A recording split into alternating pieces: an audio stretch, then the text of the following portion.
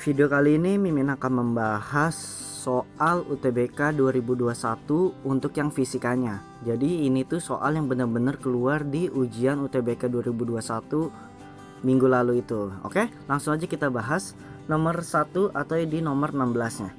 Tabel di atas menunjukkan posisi benda yang bergerak lurus. Kecepatan rata-rata benda selama 3 second pertama adalah. Nah, untuk menjawab soal ini kita harus tahu clue-nya itu adalah kecepatan rata-rata. Ada dua cara untuk menghitung kecepatan rata-rata. Mimin jelaskan dulu untuk yang cara satu. Cara satu itu adalah kita harus menghitung kecepatan untuk 0 ke 1, 1 ke 2, 2 ke 3. Sebagai contoh, kita hitung V10. Artinya adalah kita ngitung delta S per delta T. Jadinya kan kalau kita tuliskan 2,5 dikurang 0 per 1 sama dengan 2,5.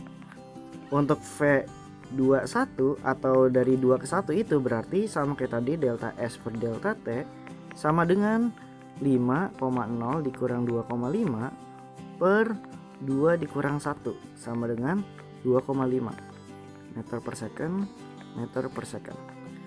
Dan V31 nya itu sama dengan delta S per delta T sama dengan 7,5 dikurang 5,0 per 3 dikurang 2 atau sama dengan 2,5 meter per second. Kalau kita udah mencari nilai masing-masing dari V-nya, karena kan di sini nyampe 3 detik aja ya. Jadi kita ngitungnya itu cuma nyampe dari detik ke 0 sampai detik ke 3. Ya udah, untuk mencari kecepatan rata-ratanya tinggal masukin total keseluruhannya ini, yaitu 2,5 ditambah 2,5 ditambah 2,5 dibagi, nah total itu kan ada 3, yaudah dibagi 3 sama dengan 7,5 per 3 sama dengan 2,5 meter per second. Udah, jadi jawabannya itu yang B. Nah, ada cara kedua. Cara kedua ini sebenarnya lebih simpel. Cara keduanya ini adalah tinggal V rata-rata itu sama delta S per delta T. Sama, tapi di sini delta S-nya kita langsung hitung aja dari posisi ketiga detik sampai ke 0 detik. Jadi kita masukkan, jadinya kan posisi ketiganya itu 7,5 ya. Jadi 7,5 dikurang 0 per delta T nya itu dari 3 ke 0. Berarti kan sama aja 7,5 per 3 atau sama aja 2,5 meter per second. Nah, silakan nanti samakan 2,5 meter per second. Jadi seperti itu aja untuk pembahasan soal nomor 1. Sekarang kita masuk ke soal yang di nomor 2-nya. Sebuah balok bermasa 2 kg bergerak pada sebuah bidang datar licin dengan kecepatan 1 meter per second. Oke, sembari kita tulis aja diketahui ditanyanya. V-nya itu berarti V awalnya itu 1,0 meter per second dan masanya itu adalah 2,0 kg pada bidang datar licin. Oke, ini kita jelaskan ini adalah licin ya. Selanjutnya, balok menuruni sebuah bidang miring dengan kemiringan 30 derajat. Berarti tetanya itu 30 derajat dan mengalami gaya gesek sebesar 7 Newton. Berarti F gesek itu sama dengan 7 Newton. Setelah sampai di dasar bidang miring, balok meluncur pada bidang datar licin pada kecepatan 2 meter per second. Berarti ini V2-nya itu 2,0 meter per second. Jika percepatan gravitasi pada tempat tersebut adalah 10 meter per second kuadrat, kedua bidang datar berbeda ketinggian. Nah, untuk soal ini kita harus tahu nih ilustrasi gambar itu seperti apa sih. Jadi kalau kalian ilustrasikan itu gambar itu cukup seperti ini aja. Pertama ada bidang datar licin, kemudian dia ada menuruni bidang, kemudian datar lagi. Jadi di sini ada 3. Pertama, bendanya itu baloknya itu ada di sini. Itu keadaan pertama, keadaan 1.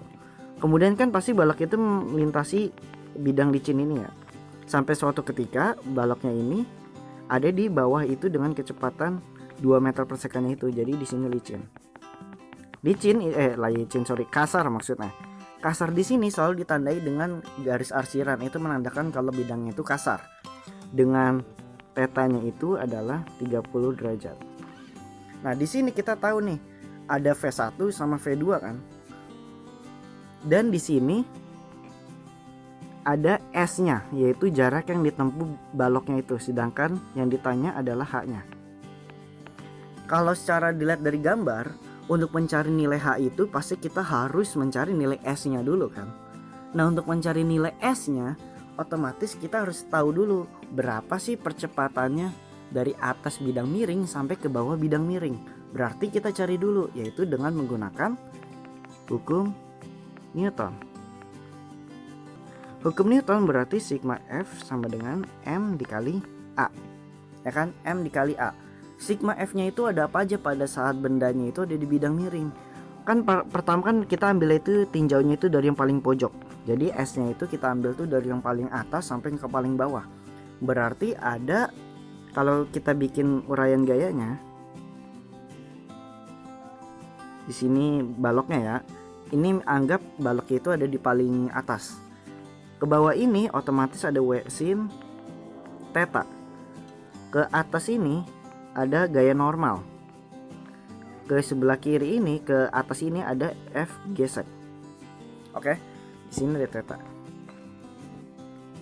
Nah, ya udah berarti di gaya-gayanya itu ada dua gaya yang bekerja, yaitu Fg dengan W sin theta-nya.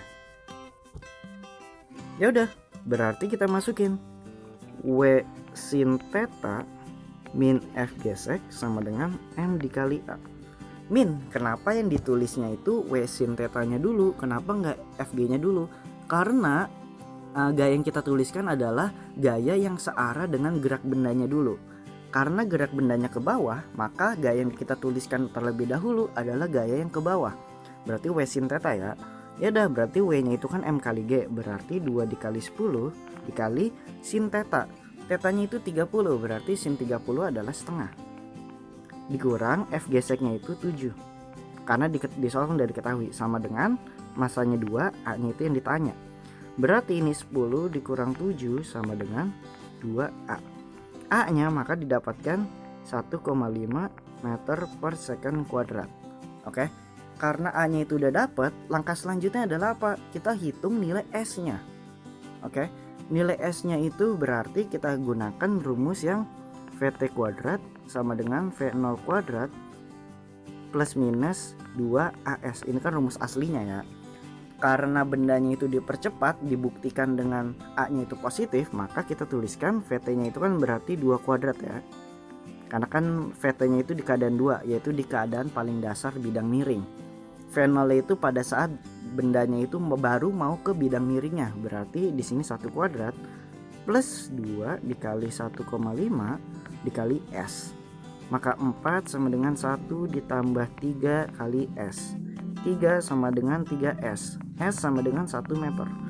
Kita dapat nih kalau nilai S-nya itu adalah 1 meter. Tapi pertanyaannya adalah berapa sih ketinggiannya? Nah, ketinggiannya itu adalah yang H itu. Kita kembali lagi ke konsep matematika. Kita tahu kalau nilai sin theta itu adalah demi depan per miring. Sin theta-nya itu kan nilainya setengah ya. Depannya itu H, miringnya itu S-nya itu 1 meter.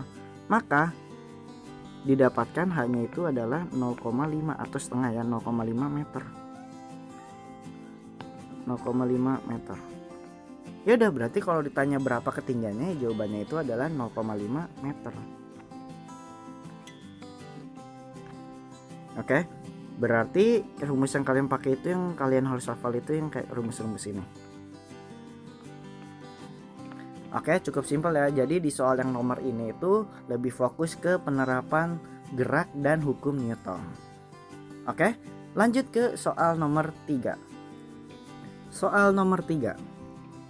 Dua buah balok bermasa M1 1 kg dan M2 2 kg saling berhubungan dengan seutas tali yang bergerak tanpa slip melalui sebuah katrol dengan momen inersia 0,01 kg meter kuadrat.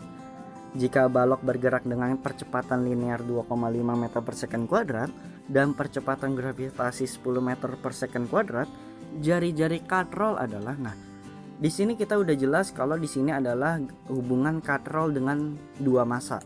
Berarti kita bikin dulu katrolnya. Katrol itu kan sederhananya bikinnya gini gambarnya. Nah, oke. Kita anggap M1-nya itu adalah yang bawah. Berarti di sini kita anggap ada W2 berarti ya. ke sini ada W1. Otomatis ke atas ada T1 dan ke atas ini ada ini T1. Ini T1, ini T2 ya. Di sini ada T2. Oke. Kalau kita lihat di soalnya, berat yang lebih besar itu adalah W2-nya. Otomatis ke sini percepatannya akan ke bawah dan yang percepatan sebelah kiri akan ke atas. Paham ya maksudnya ya? Berarti kalau kita udah bikin uraian gaya-gaya seperti ini, kita tinggal tinjau aja setiap bendanya, masing-masing bendanya. Sebagai contoh, kita hitung ya, benda 1. Untuk benda satunya berarti kita masukin ke rumus hukum Newton seperti biasa. Sigma F sama dengan M dikali A1. Di sini F1. Ingat di soal yang sebelumnya kan Mimin udah jelaskan yang kita tuliskan pertama kali adalah gaya yang searah dengan gerak bendanya. Kalau kita lihat yang di sebelah kiri sini, oke, bendanya itu kan bergeraknya ke atas ya. Maka yang kita tuliskan itu adalah T1-nya dulu. T1 min W1 sama dengan M1 dikali A1. Ya udah, berarti T1 dikurang W1 itu berarti M1 dikali G. Berarti 10 sama dengan 1 dikali 2,5. Maka didapatkan T1-nya itu adalah 12,5 Newton. Oke. Sekarang kita tinjau benda 2-nya. Oke. Benda 2-nya itu berarti kita tinjau itu sigma F2 sama dengan M dikali A. Di sini ini bukan A1, ini M1. A2 M2 A2 maksudnya. Ya udah, berarti sigma F2-nya itu gaya yang searah dengan gerak bendanya itu adalah W2-nya dulu kan. Berarti kita tulis W2-nya. W2 dikurang T2 sama dengan M2 dikali A2. Ya. W2-nya itu kita masukkan, berarti massa dikali gravitasi, berarti 2 dikali 10, 20 dikurang T2 sama dengan 2 dikali A-nya itu adalah 2,5 ya. Maka didapatkan T2-nya itu sama dengan 15 Newton. Nah, di sini kita dapat nih T1 sama T2-nya kan. Ya udah, kalau udah dapat gaya yang bekerja pada talinya, pada katrolnya ini, berarti kita tinggal tinjau untuk katrol nih. Pada katrol.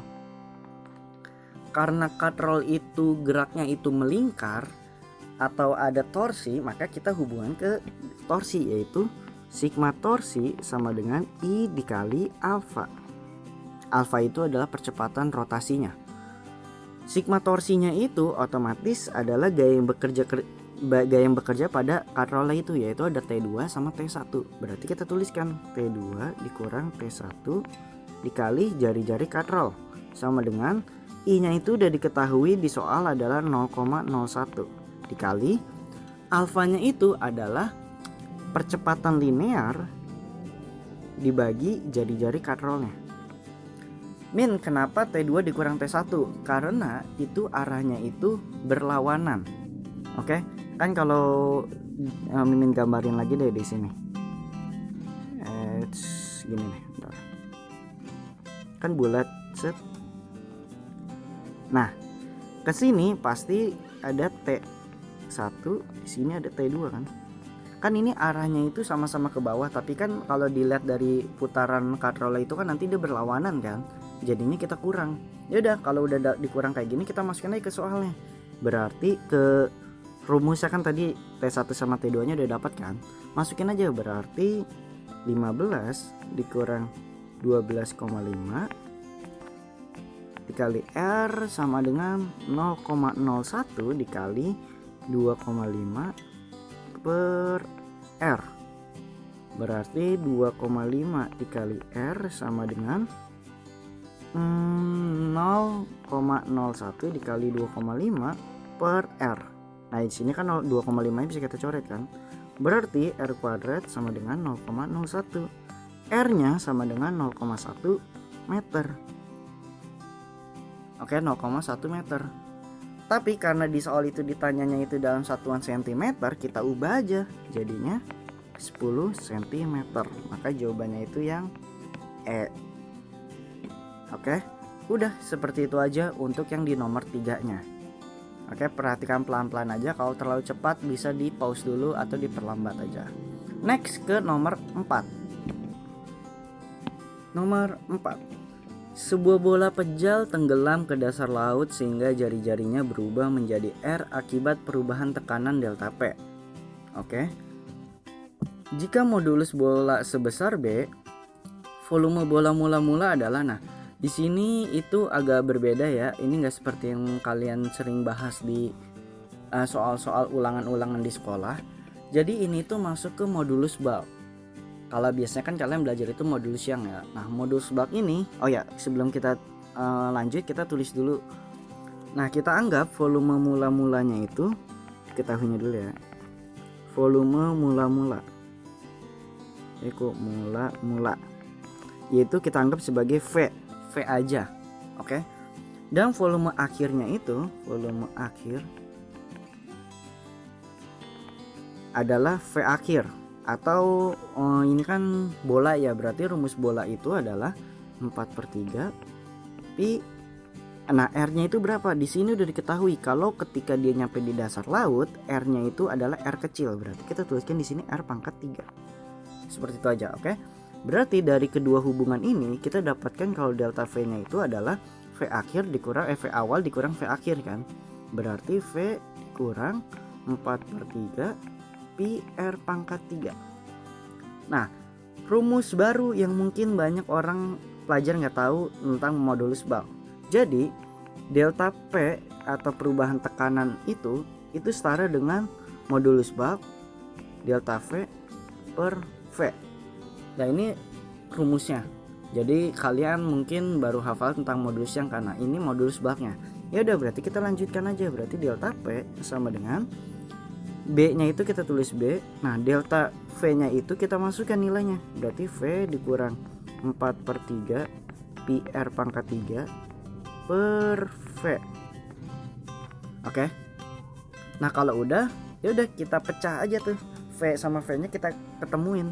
Berarti kan jadinya B-nya pindah ke kiri, delta P per B sama dengan V per V. Berarti kan 1 dikurang 4/3 pi R pangkat 3 per V. Oke. Nah kalau udah kayak gini, sekarang langkah selanjutnya adalah kalian ngira-ngira nih.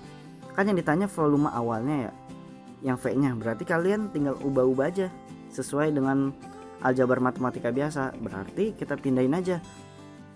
Nah ya udah, karena yang ditanyanya itu adalah V-nya, berarti kita ubah semua besaran yang nggak ada hubungannya sama V. Berarti 4/3 pi R pangkat 3 per V sama dengan 1 dikurang delta P per B. Oke, V-nya kita pindahin lagi. Berarti pi R pangkat 3 per V sama dengan 1 min delta P per B dikali 3/4 kan? Oke. Ya udah, kalau udah berarti kita balik tuh karena V-nya ada di bawah. Berarti mimin kasih garis. Berarti kita balik aja. Berarti pi R pangkat 3 per 1 min delta P B kali 3/4 sama dengan V.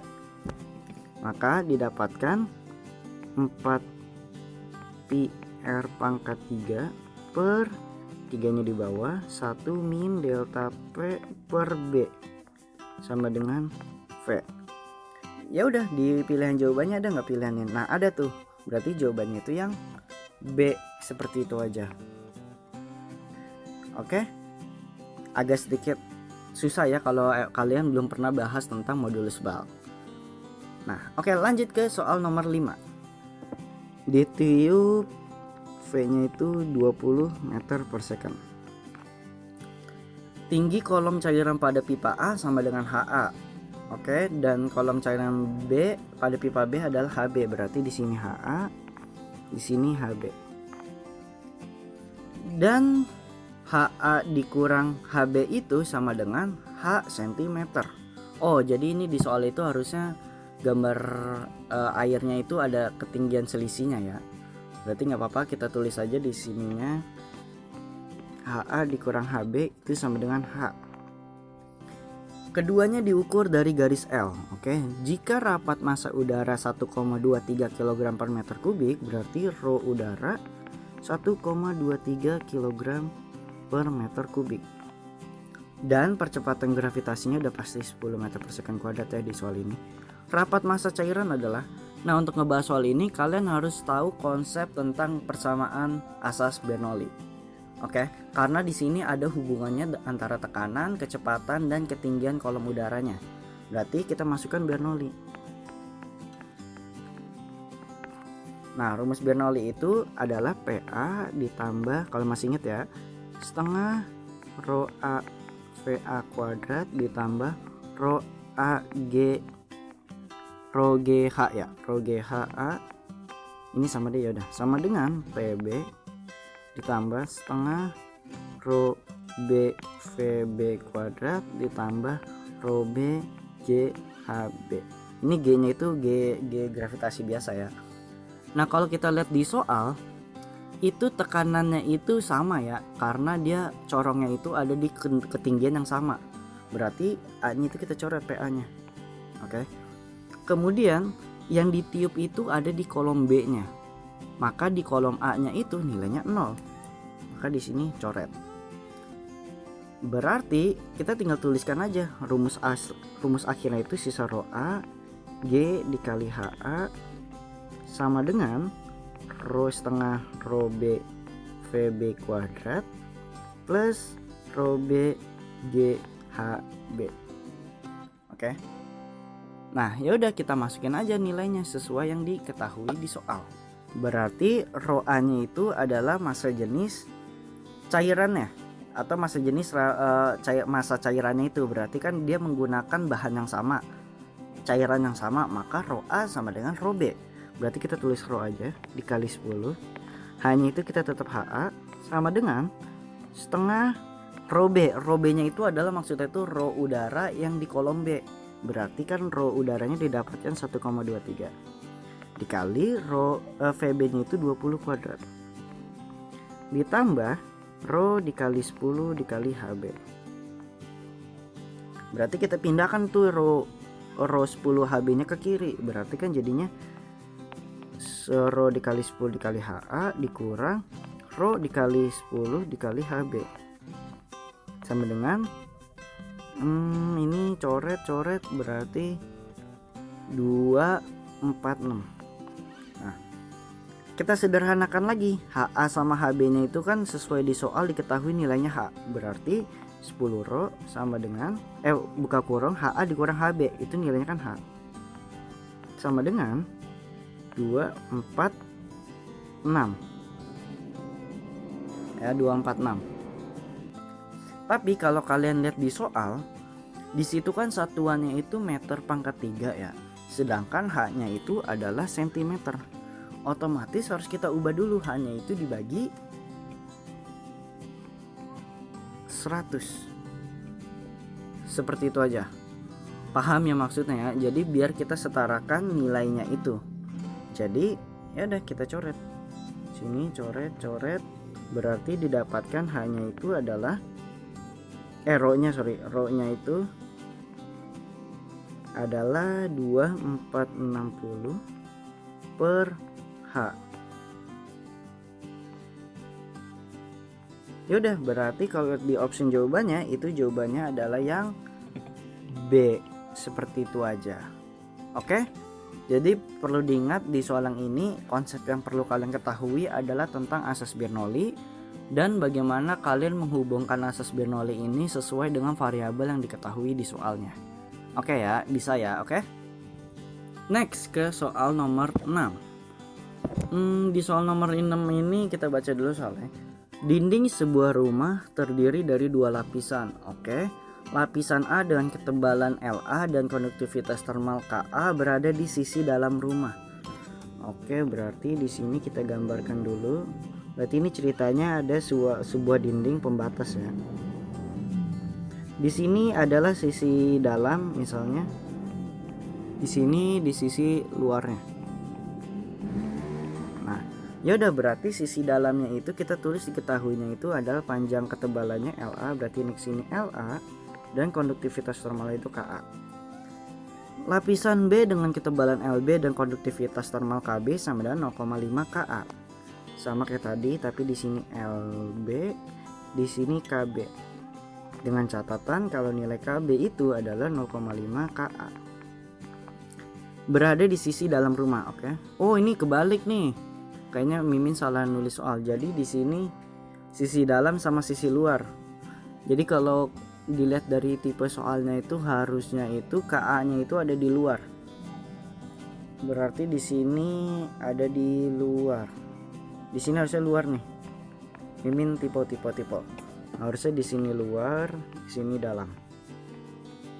Oke. Jika temperatur udara temperatur di dalam itu adalah TD dan temperatur luar udara itu adalah TL, berarti TD-nya itu di sini dan di sini TL. Itu nilainya 1,25 TD. Oke. Dan temperatur bidang batas kedua lapisan adalah, jadi di antara dua lapisannya ini itu adalah 1,2 TD.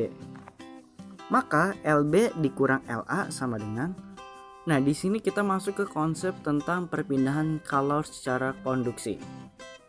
Karena ada L-nya ya. Yaudah, berarti kita tuliskan aja HA harus sama dengan HB. Rumus apa? K dikali A dikali delta TA per LA, ini K ya, sama dengan ini K. KB dikali A dikali delta TB per LB. Oke. Nah, ya udah, berarti KA-nya kita masukkan sesuai yang diketahui di soal. KA-nya tetap KA, A-nya itu tetap A ya. Berarti tetap A dikali delta TA-nya itu berarti yang dalam dikurang yang luar. Berarti yang pembatasnya itu maksudnya 1,25 TD dikurang 1,2 TD. Jadi pembatas antara ini ke sini. Per LA nya itu tetap LA ya. Sama dengan KB dikali A dikali, berarti di sini kebalikannya 1,2 TD min TD aja. Per LB nya itu adalah LB. Berarti KA-nya itu, KB-nya itu bisa kita ubah ya. Jadi 0,5 KA. Berarti KA-nya kita coret, KA-nya kita coret, A-nya itu kita coret, A-nya itu kita coret. Berarti hasil akhirnya itu sisa 0,05 TD per LA sama dengan 0,5 dikali 0,2 TD per LB. Ya udah kita coret. TD-nya kita coret. Maka didapatkan ini 0 kita coret. Berarti 1 per LA sama dengan 2 per LB. Maka didapatkan LA-nya itu adalah LB per 2. Karena yang ditanya itu LB dikurang LA, ya udah kita tuliskan aja LB dikurang LA. LB-nya itu kan kita tetap tulis LB aja. LA-nya itu LB per 2. Maka didapatkan LB per 2. LB per 2 itu sama aja kayak 0,5 LB. Maka jawabannya itu yang A. Seperti itu aja. Oke, berarti untuk soal yang ini konsep yang harus kalian pahami adalah tentang perpindahan kalor. Bagaimana kalian masukin delta T nya itu, dan jangan sampai kebalik. Karena kalau kebalik nanti nilainya itu bakalan beda juga. Oke, cukup sekian untuk pembahasan soal UTBK untuk yang part 1-nya. Kalau kalian mau lanjut silahkan nonton di part 2-nya. Sampai berjumpa di pembahasan soal UTBK di part 2 selanjutnya.